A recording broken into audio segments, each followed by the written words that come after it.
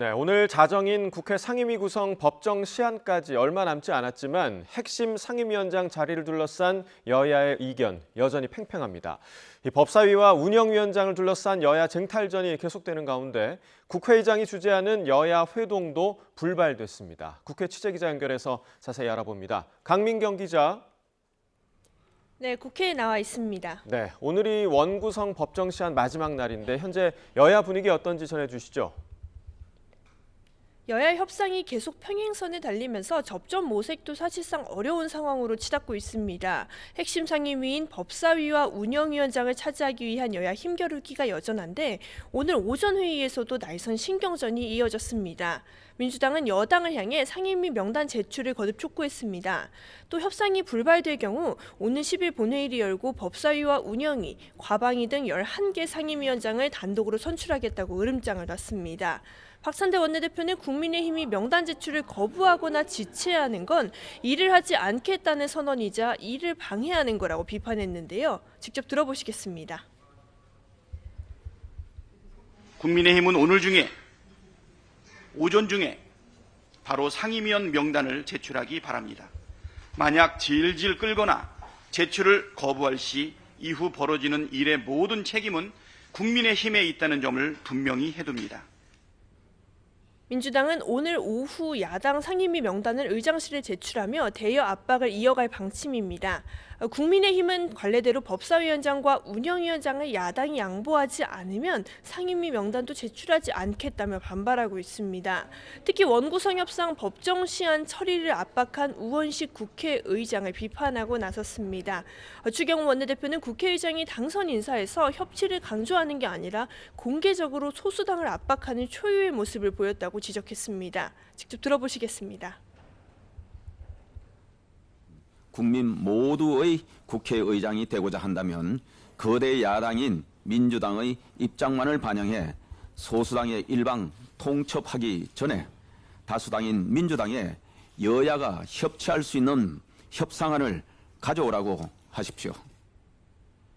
추 원내대표는 오늘 우 의장이 소집한 여야 원내대표 회동에도 가지 않겠다고 밝혀 오늘 협상은 사실상 불발된 상태입니다.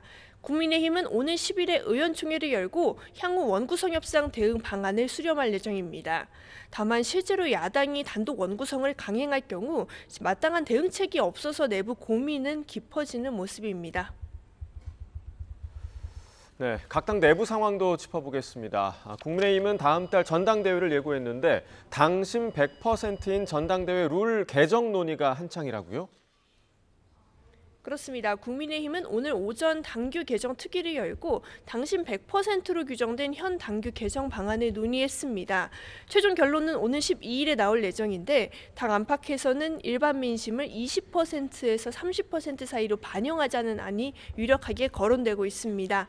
당원 당규 개정 논란의 또 다른 축인 지도체제 문제는 당대표와 최고위원을 분리해서 뽑는 현행 단독 지도체제를 유지하자는 의견이 많습니다.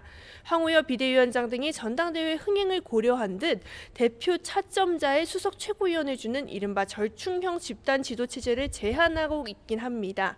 하지만 특위 내에서 지도체제 개편은 무리라는 반대 의견이 나오는 데다가 당권 주자인 나경원 의원도 집단 지도체제는 봉숭아학당이 될 우려가 크다며 정도를 가야 한다고 지적하는 상황입니다.